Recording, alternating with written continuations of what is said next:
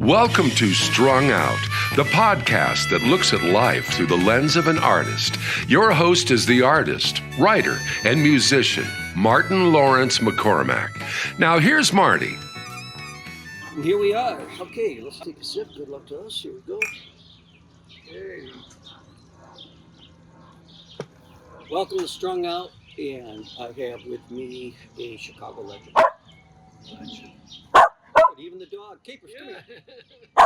Come here. You want to bark? Yeah, you see that? I trained her whenever you... Is that applause? Or? Yeah, that's applause. Why don't you bring in Capers? Right, there goes our audience. There goes the audience. We'll keep that in the show. I have Marc Smith. And Marc Smith, you have been... you are a legend. Yeah. Well, first we got to tell him what a paradise we're in. We're in his backyard, and this is this beautiful. What kind of tree is it? That's an Austrian pine. Austrian pine. It's just beautiful. It's all over the place, and then he's built this. And we're in the middle of the city, and it seems like I'm out in the country. Yeah, that's the idea. Built a big water fountain with rocks in it. You can take the boy out of the country, but you can't take the country out of the boy was my... But I live in the country. I'm a city boy in the country. You're like Brian Fitzgerald. You know, Brian grew up in Oak Park, and then, bam, he's in the middle of paradise as well, along the Mississippi River. But he had that heritage from the place up in Lansing, Iowa. Just a little up the road. But you started out here in Chicago. Yep. And for those that don't know you, they should know you because you started poetry slams as we know it. Right, which is now all over the world. All over the world. Yep. And it's worth going back through how you got into it. You're a working man. Yeah. You were, I know you swung a hammer for years. You know, I didn't do that. I did that a little while, and then I became a boss. I became an estimator, and then I became a project manager. You know, I'm half-assed at the tools. You know, even like the house in the country that I bought to fix up. You know, it's 80% done after 20 years. I'm not a real good finisher. You know. Well, you're a true artist. I think. The artist part of you goes, you know, there's always got to be a little something more. But you're an artist, and look how you got this this little paradise. Listen, down. When we leave, I'll show Mark my front fence project, which is the never-ending fence project. I did notice the front fence. the fence is so old. Yeah. And made with like 2x4s. From the 1800s. They're from Hyde Park. They were scavenged by a friend of ours. And so they're the real 2x4s. Great idea, but they're not treated. And so... Oh, that's why there's so much paint on it. So much. I actually use Flex Seal, which I am... they're my unofficial sponsor. Anything you want to cover, use Flex Seal. And the front gate is so heavy, it has a wheel on the bottom to roll it open. Now, if you live in the country, you have that for moving cattle. And that's what they have on the cattle fences. Really? You put a wheel because those gates are so heavy. Oh, I didn't know. So you roll them. So I was like, well, I'm going to make a Fort Knox gate out of this because it's antique wood. Wow. But tell us. I forgot where you... Woodstock. I grew up on a little sheep farm, but this is not my... You're not supposed to be interviewing me. A sheep farm in Woodstock, Illinois. Woodstock, Illinois, right? Right. I got my... Before it became... that's not country anymore. No, they're killing it even more. They just put on a big subdivision. These are people that move out from Naperville, and they think, oh, this is too pristine. We should get a target here. We should make it into Naperville. We should make it into Naperville too. Which at one time was also country. Also was country, and they have that Naples settlement, and it's kind of depressing, I think. But that's just, but you did the wise thing. You took a 3-hour leap And I think you have to kind of move 3 hours out of the metropolitan area to get a modicum of safety. Right. I live in Savannah, Illinois right now, a little river rat town on the Mississippi. You're kind of the cultural mayor of that town. I get No, the I'm sense. not. No, No? but I do my share. I mean, I'm not a foreigner. You know, I've been there long enough, so I'm not an outsider. That's I nice. helped the Savannah Cultural Museum with a concert series I started, which is now in its third year. You guys, you and Brian at Switchback were one of the first art acts out there, and it's really, for your information, it's taken on and it's kind of solid now. They Great. really look forward to it, and it's because I was able to bring in different kind of entertainment that there's a lot of country out there, a lot of country blues, but to get Blues is a huge thing out there. yeah, well, that's the biker blues, I would say. Up and down the river, though. Yeah. Joe Price and all those kind of guys. Hey, the sun was not supposed to come out, Hey, but it did. right now it feels nice, but it's going to get hot. It's going to get hot in a couple minutes. We might have to take a break and then move the camera. I have noticed that you have, since the pandemic, you have continued on with a lot of projects, and you now have a podcast coming out. You have poetry slams. You make the ride into Chicago. It Yeah, seems like you're once doing a it month. once a month. Once a month, Smart. and maybe go twice a month, because I started a second show at Space in Evanston. Great place. Oh God, what a great place! And it was a reaction to people at the Green Mill, where the original slam show started and still is. And they were saying, "Hey, once a month is not enough. Let's have it more." And so I looked around for another place. I tried out Space, and it was great. And what was really great about it is that it wasn't the Green Mill crowd coming over. Half the audience was people from Evanston, and Yeah. they just loved it. And that I haven't played there. I've seen acts there, Oh, it's and I would love to play there. And it's a neat room, and it's kind of that model of I think what's happened post-pandemic, where you have these smaller venues, and they get big acts that roll through there, yeah.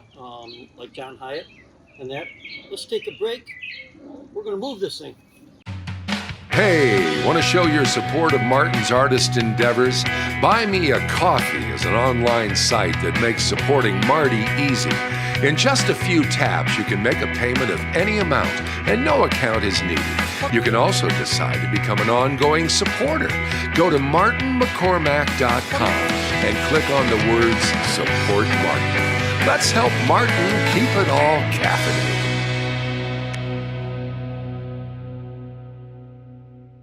That wasn't an official break. That was not was an so official hot. break. It was hot. Now we're gazing at the vegetable garden. Yeah. And, So- and the Yeah. B&B in the back And there. you get to see the pine. So you kind of let me get this right. The Green Mill was saying that they wanted you more. Because before the pandemic, the show was every Sunday night for 35 years till the pandemic hit, and it was and probably still is the longest running show. It didn't run, it stopped a little bit pandemic time, but it was the longest running show in Chicago before that. And when I thought, well, 35 years is a great run. Yeah. It's over. But my great friend Emily Calvo kept harping on me, you got to start back up. And I had already moved out of the city, gave up my apartment in the city to live full time on Savannah. So I couldn't come every Sunday. And Dave Gemlo, the owner of the Green Mill, had got another act for Sunday night, a trio that took my spot on Sunday nights, and he didn't want to screw them up. Dave is such a great owner and a loyal guy. A real fixture as well. Yeah, Thank and he God. wasn't gonna hey, I'm not going to yank them out of here just because you want to come back now. But he said, I think if you did something on Sunday afternoon, it would kick ass. And he was right. So we started up every third Sunday of the month at 3 o'clock in the afternoon. And the show, it's so like the early years where you had all kinds of different people, different styles, different themes. It's just so wonderful. It's like reliving the early years again, and That's great. and the audience is so appreciative of what's happening. Do you get the recognition you deserve? Not in the States, but I was knighted in France. I'm a Chevrolet of the arts and letters. A Chevalier? Chevalier. You're not a Chevrolet, but I Yeah, like that. yes, Chevrolet is even better. But Can't even speak French. Sir, Chevrolet. do we call you sir? Yeah, I'm a knight. Yeah, you should be calling me sir. Sir. I'm a knight. Sir Marc Smith, folks. How the hell that's great. Yeah, well, the slam in France is big. It's actually probably more known and popular than it is in the States now. In the States, it's fallen off some. But I've been going there for years. I think I've been to France for every year for 12 years. Oh, I didn't know that. And I was also awarded the key to the city of Tours. Because my great friends Yopo and Zurich, hello Yopo and Zurich, they are a young couple that, they were young when I met them, but they started the Ligue de Slam France, which is an association that covers, there's like 60 cities under their umbrella, and they stage events through them, and they also offer the performance poets work through workshops in schools and stuff like that. So they're a big component to it. And there's a really great man.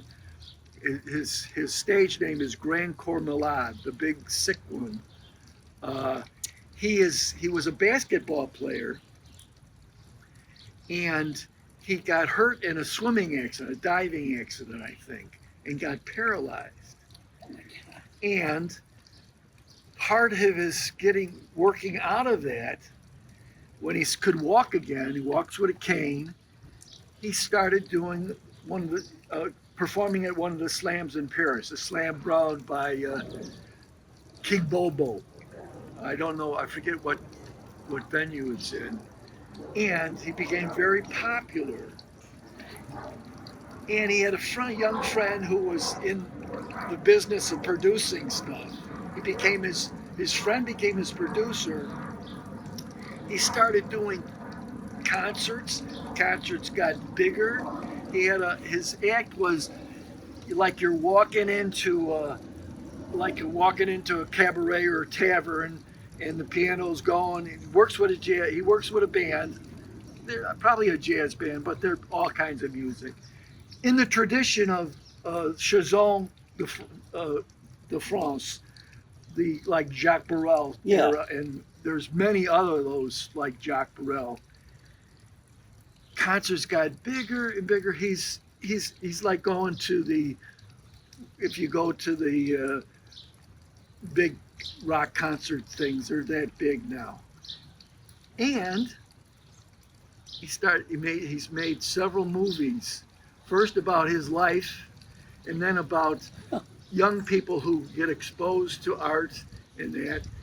And he's never lost his connections from where he came. So he's grounded human being. He is such a good human being. Awesome. Fantastic. I think why am I not surprised though that this would take off in Europe?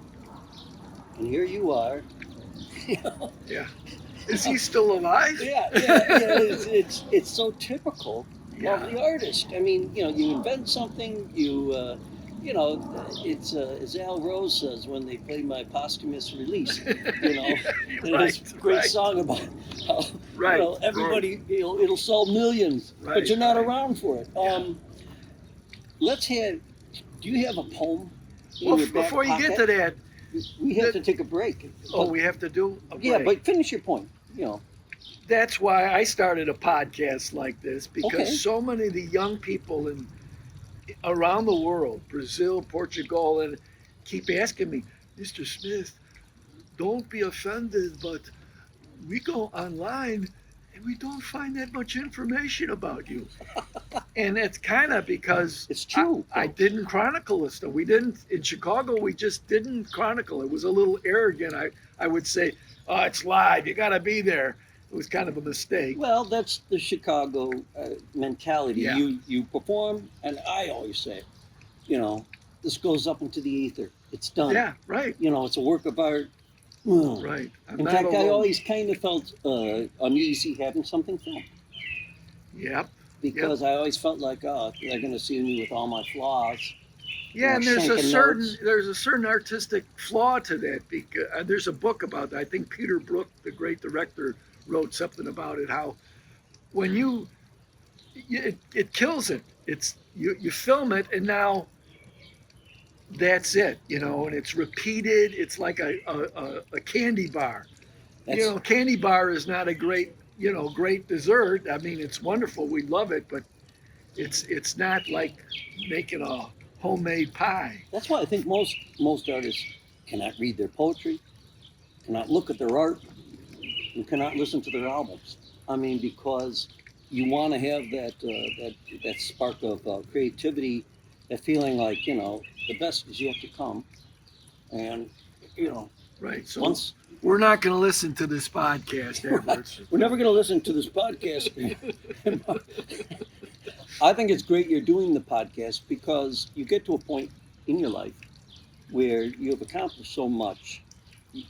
Then the opposite is true. You have a responsibility Yeah. to kind of lay the groundwork for these new generation. Well, of that's people. what made me do it. They're not going to be able to do a pilgrimage to Savannah as much as you want.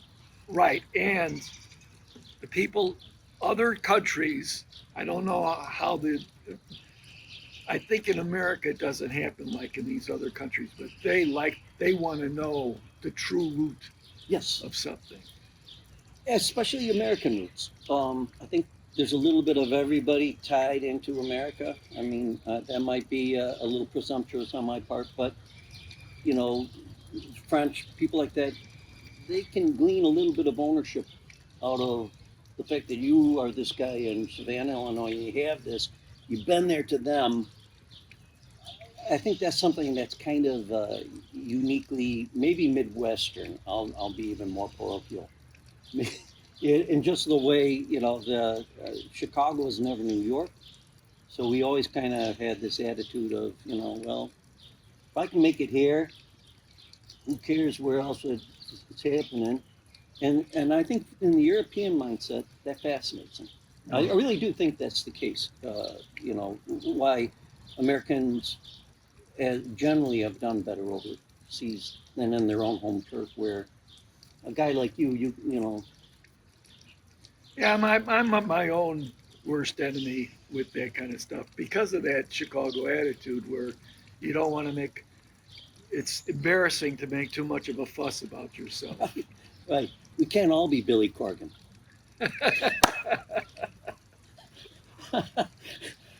Give us a poem. We're going to take a break after this beautiful poem. Okay, well, I probably did this before, but it's the one that they love in France. Perfect.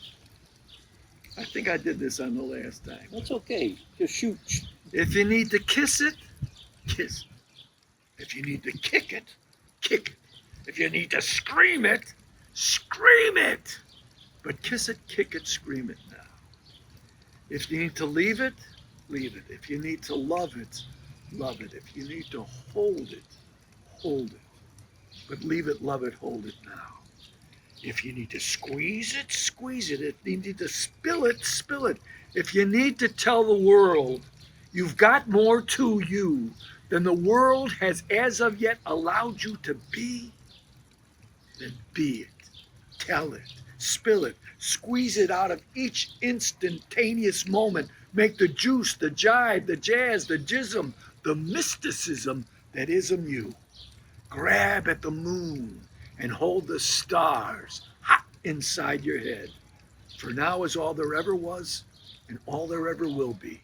So kiss it, kick it, scream it now. Maintenant.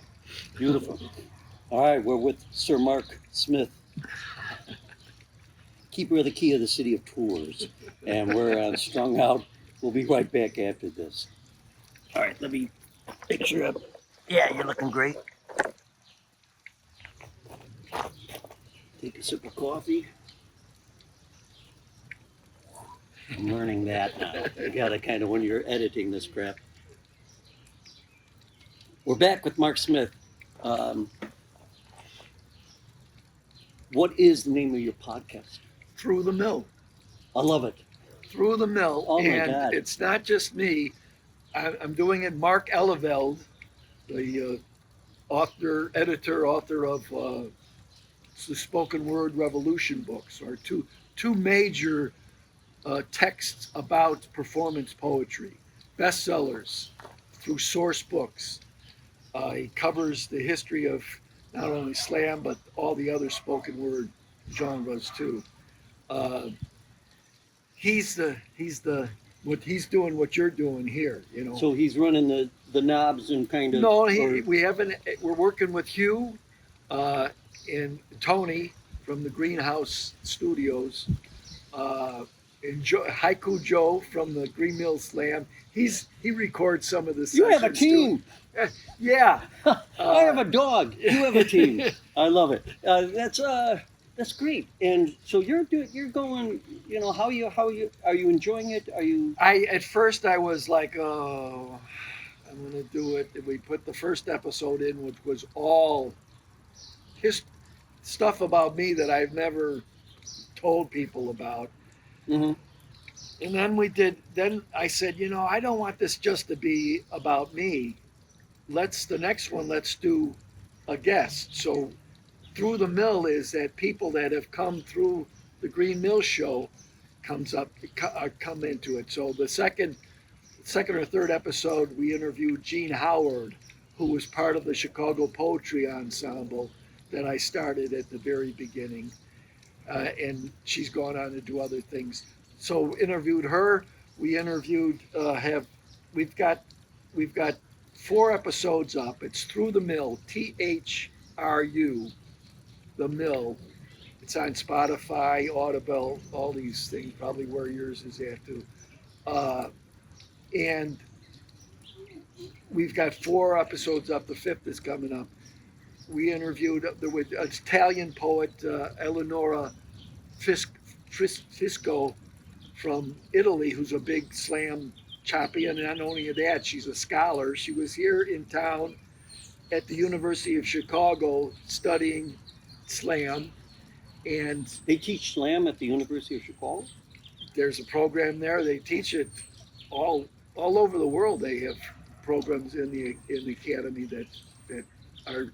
They hated us at the beginning, and now they have courses about it. Now they make students pay money to have a course in performance poetry. And let me just shoot from the hip that I'm a guess that you're not seeing a red cent of any of this, are you? No. Of course not. That's but you are living the life of a true artist with being there in Savannah, and I can see you being the reluctant host for a podcast, but it's so important because the way that things developed with the mill. Yeah. If you were there we were lucky enough to be able to play for you, so we were able to see how you. Yeah. It was like a revival meeting of sorts. A union organization meeting of sorts, a little bit of there was this angst that hung in the air. Yeah, and that's something that got lost through the competition aspect of it, which was just one part of it. Right. Took on so much importance, and people forgot that the the great thing about the slam is that it's a community. When I was on 60 Minutes, way back when, I had a great moment on TV where the guy Wally Schaefer's asked me, well, could you tell us what it is? And I said, it's a church meeting, it's a town hall, it's sitting inside the bar talking to your friends. It's all these different things. It's not a competition. It's not passive. It's a very interactive thing. And that in many places has been lost. And that's what these young people ask me about. They have a sense from the shows. Wherever I go in Europe, the shows, they have my history and they know it. So the organizers work the shows to have that aspect of bringing people together from all walks of life. And the young people sense that this isn't serious competition, but we don't know the roots of it. Well, yeah. Again, not to belabor it, but there's a little bit of that Chicago, that P.T. Barnum kind of aspect that you have, that we're being serious about not being too serious. Right. Well, and taking risks. Taking risks. That's where people. That's the big. That was the art big has to take risks. Yes, and it was the shows themselves where you always had people coming in. You had your regulars, but then you had these people that would come in out of the blue, and it was magical because you didn't know what to expect. There was no control, and maybe that's what the competition brings, is that human desire for, if I just hold it. Well, that's why I kept doing it. It didn't start that way. I kept it because the show was supposed to be 3 hours, and in the first few weeks we always ran. We had 40 minutes left because we went too fast. So one night let's fill it with this competition, because I'd heard about the punks at the Exit nightclub in Chicago had started a boxing match. And I heard about that. Well, let's try something like that. Yeah. And they were, for years, when the slam took off, those people like, we started it. Well, no, they didn't. No. They didn't have the whole aspect of the community atmosphere, and we just started up competition to make, to fill in the night. Those were the glory days, you youngsters, where there was like ladies mud wrestling at the Aragon Ballroom. You remember. Don't forget. You weren't even born. But I love the fact that now you're doing a primer on how to preserve the energy of the show and have it grafted into wherever you are around the world. Yeah, and yeah. So the idea now for the podcast is when people from the past are going to be in town, or people from overseas, through the mill. Somebody who's gone through the mill, and it's like, how did you get exposed to the Poetry Slam? What happened, and where did it take you? It's the kind of the questions, the big three questions get asked of these people, and now I'm charged up about it, because it's just bringing stuff back that happened, and so much happened in those first few years. And my focus for this is just going to be that beginning. Slam has manifested itself in so many different ways all across the world. I can't tell that history. I have connections to France, to Italy, Germany, Brazil, Portugal, Singapore, some of the African nations, but I don't know that whole. It's a big thing. It's like in music, the blues started someplace. It's got a root here, but now the blues is. Well, the history of a blues is everywhere. That's a very apt way to describe what you did. You created a genre. I didn't create it. I brought it back, because the ancient Greeks were doing what we were doing, but in the 20th century, poets kind of Slamicus. I remember him. Yeah, he was right. Aristotle. I am Slamicus. Slamicus came in. We're going to take a break, but before we do that, the podcast that Mark has is called Thru the Mill, THRU, the Mill, and you can catch it on all the platforms that are out there. And give us another poem. Can you pull one out of your back pocket again? Okay, so I don't know if we're filming this the day before Father's Day, so Oh, is this one about your dad? yeah. Do it. It's great. Okay. Great poem. To preface it, my dad and I, as many father sons, had trouble young, but in the poem we talk about that. But in the end, I made amends to him, and he made, so I pray to him sometimes. Sure. Yeah. But this is how it was younger. I'm wearing my father's coat. He has died. I didn't like him, but I wear the coat. I'm wearing the coat of my father, who's dead. I didn't like him, but I wear the coat just the same. A younger man stopping me on the street has asked, "Where'd you get a coat like that?" I answered it was my father's, who's now gone, passed away. The younger man shuts up. It's not that I'm trying now to be proud of my father. I didn't like him. He was a narrow man. There was more of everything he should have done, more of what he should have tried to understand. The coat fit him well. It fits me now. I didn't love him, but I wear the coat. Most of us show off to one another, fashions of who we are, sometimes buttoned to the neck, sometimes overpriced, sometimes surprising even ourselves, in garments we would have never dreamed of wearing. I wear my father's coat, and it seems to me that this is the way the most of us make each other's acquaintance, in coats we have taken to be our own.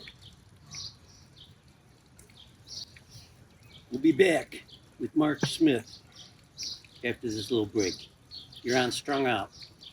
Hello, I'm Polly Chase, here with artwork by Marty McCormick. This is titled Dream.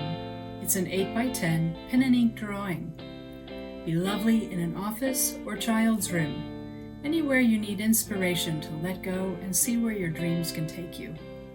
To inquire about pricing and to view other pieces of Marty's artwork, go to martinmccormick.com. Thank you. Man, that's a great poem. Yeah, it is. Powerful. Yeah, I just blogged about talking to my dad. I mean, it's just like, and it's not my old dad. It's my middle-aged dad, that guy. That when he was a little more mobile, a little more that guy, because I'm in that phase, where you have to, and it's like, Dad, you see what the hell I'm doing here? Yeah. Can you make any sense out of this? That kind of feeling. So that poem is so powerful. So we're going to jump back in here in 1 second. We're in the final bit of this podcast with my friend Marc Smith. And every time, Mark, you come here, there's something new. This time it's the triple whammy, the fact that you're a knight. You got a podcast, and you're the first person I've ever met that's been given a key to a city, which I think is awesome. I'm going to have to dig up a key to this backyard and give it to you before you leave, or something like that. That poem about your dad, let's use that as a metaphor. Your career is a coat. Who do you want to be wearing that coat and why? Oh, wow. Well, what came to mind is my grandson. Okay. My grandson Gideon.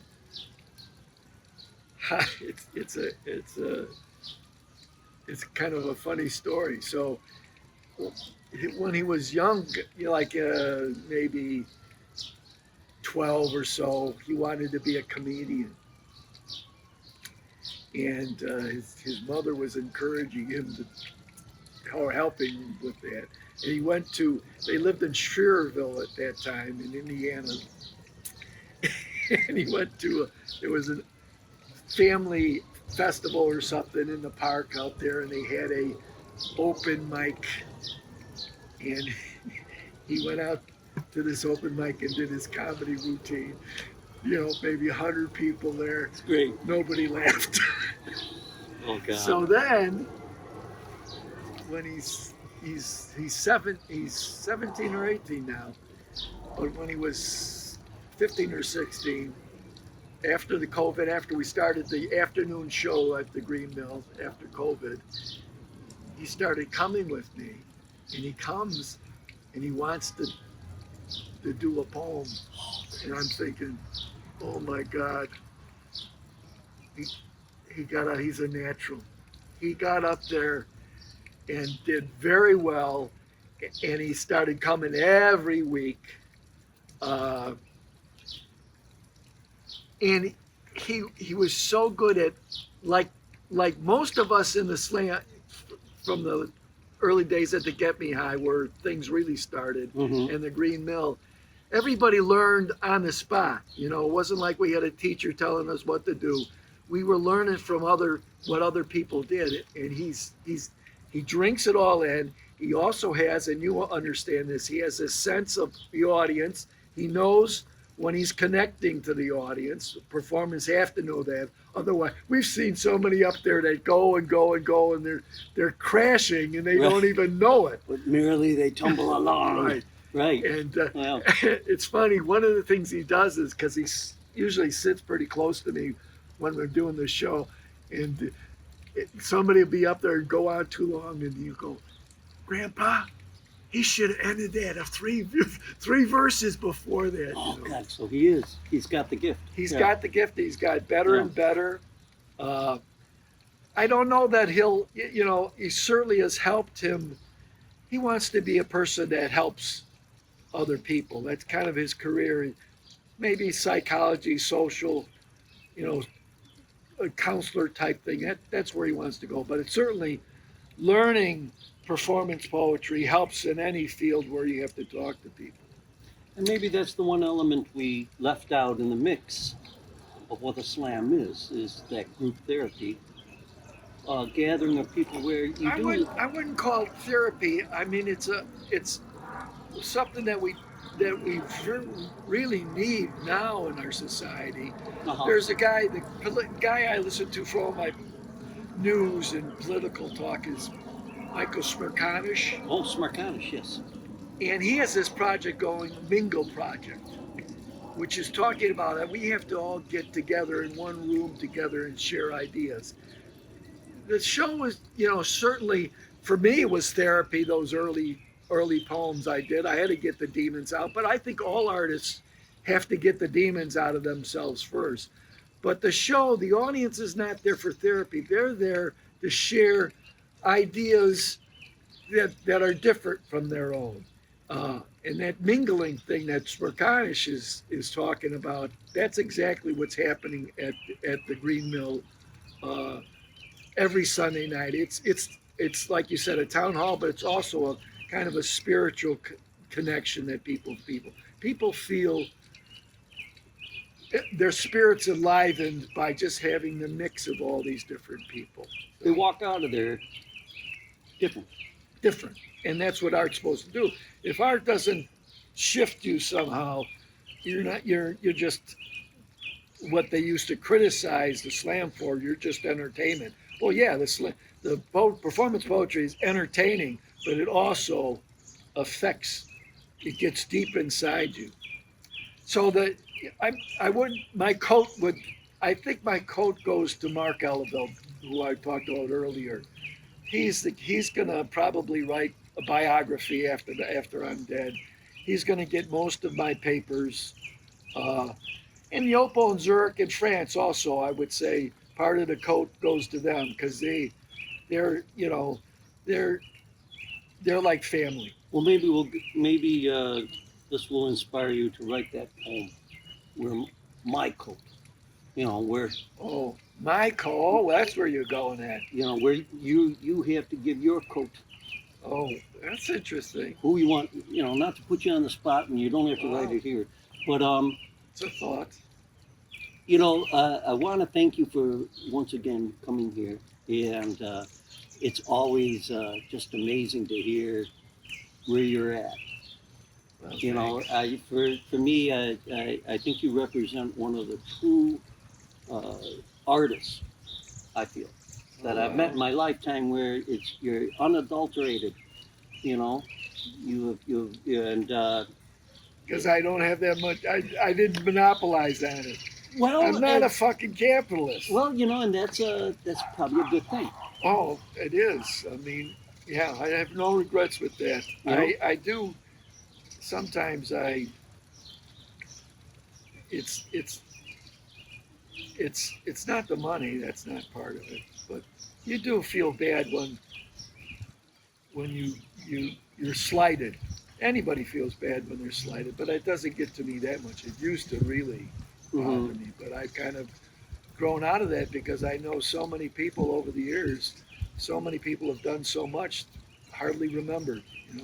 Well, it always seems as the artist you're at that brink of, I'm ready to chuck it, and then that one little person, somebody comes up and says, "Hey," and that's God's way of saying, "Hey, listen, you're on the path. It's don't get hung up on this life. Yeah. My son did that. He was hung up on this life for us all. Not to get religious on that. Well, no, But, I'm glad you say that because in this time, I don't know how you feel. We're extending the podcast. Yes, the podcast. I don't know how it's really tough these days Sure. to hear how just lying, the dishonesty of our leaders. Yeah. It gets discouraging, and you kind of. I've always been a mystic person, but I don't know how you are, but I have trouble these days trying to grasp onto it. I'm lucky I'm out there in Savannah where I'm in the nature and you get it from it, but that is certainly when you hear these little voices. I'm sorry I'm extending the podcast. There's a woman comes to the concert series I do out in Savannah. Yeah. And I went out to her when she was out with us afterwards at the Hog Dogs. Go to Hog Dogs in Savannah.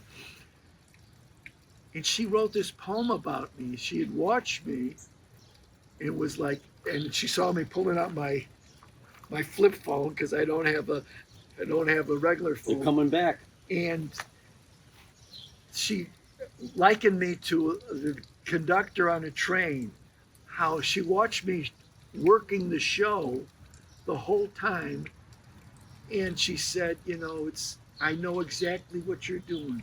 You're in service and that's true. I've always thought of myself in service to the universe, conveying it. So. That's why when I go on stage, one of these days I gotta have the luthier put on my guitar. Not me, but thee. That's my little prayer before I go on. Right. Not me, It sounds corny, but it's. But you are It's a true. conduit for the universe. Otherwise, why are we doing this? I mean, Right. really, when you ask yourself, we could get into the hog chop with everybody else. I mean, that's the hard part about it. Grace us with one more poem. I'm going to probably make this a 2-podcast series. So Wow. do you have one more? Or do you have just whatever, however you want Yeah. cap Well, this. I'll do an E. Cummings poem Perfect. about Father's Day. Okay. Since this probably you'll show in December, but It's going to be in July, but don't worry about it. July. I try cranking these things out far in advance. Yeah. So maybe I won't do that. Pick whatever you want, or just Maybe I short something. or shorter. just wax mellifluously if you can. Not My father moved through dooms of love, through sames of am, through halves of give.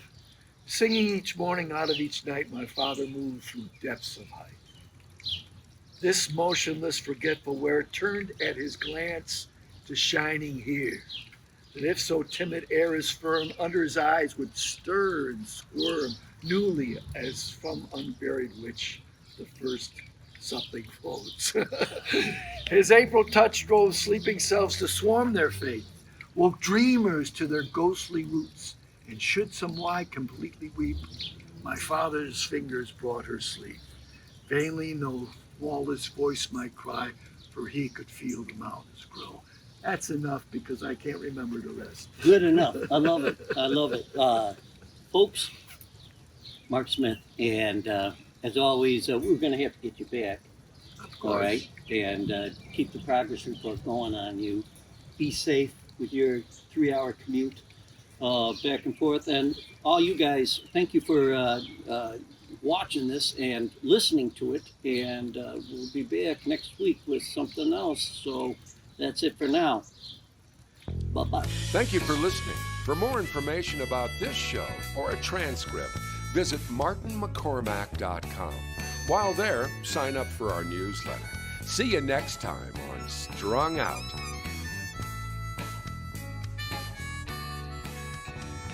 It's all so wrong, this pain we feel makes no sense at all. A swan song wasn't part of the deal, was no curtain call.